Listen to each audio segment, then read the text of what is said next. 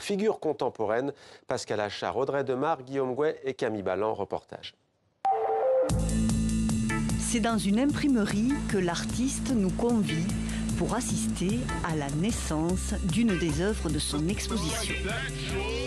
C'est un moment très important, c'est un moment plein d'émotions. C'est là où vraiment l'œuvre passe en fait, de l'espace numérique à l'espace réel, physique. Ce sont des secondes pleines d'émotions et d'appréhension aussi, puisqu'on ne sait pas si on a raté quelque chose, ou il y a une couleur qui ne va pas sortir comme prévu.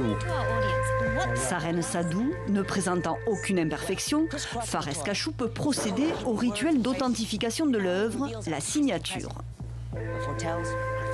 Départ pour l'Institut du monde arabe à Tourcoing, où elle rejoint les autres reines orientales de l'artiste.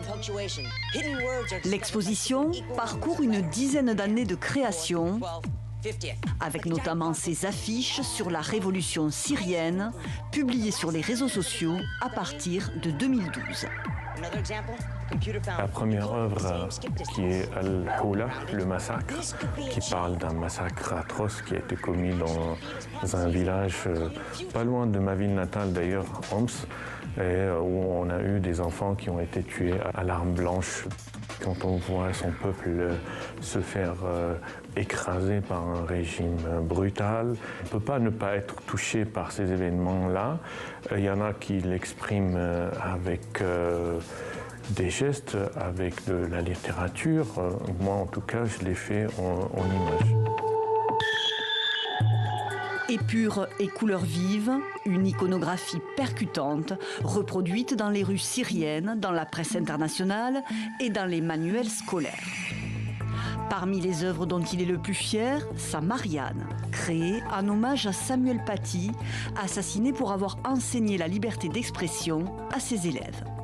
Ça symbolise la République démocratique, qui est un peu un rêve pour tous les gens qui ont connu la dictature. Donc c'est un idéal qu'on a envie de défendre. Et la France, représentée par cette jeune fille, belle, douce, calme, mais en même temps avec un regard très déterminé, très fort, et qui regarde vers l'avant, l'avenir. Une œuvre humaniste et engagée qui scrute l'actualité et les travers de nos sociétés. Une touche pop et humoristique quand Fares Cachou évoque ses années passées dans les pays du Golfe, mais jamais de jugement. Je crois que l'art doit d'abord questionner et doit inviter le spectateur à la réflexion.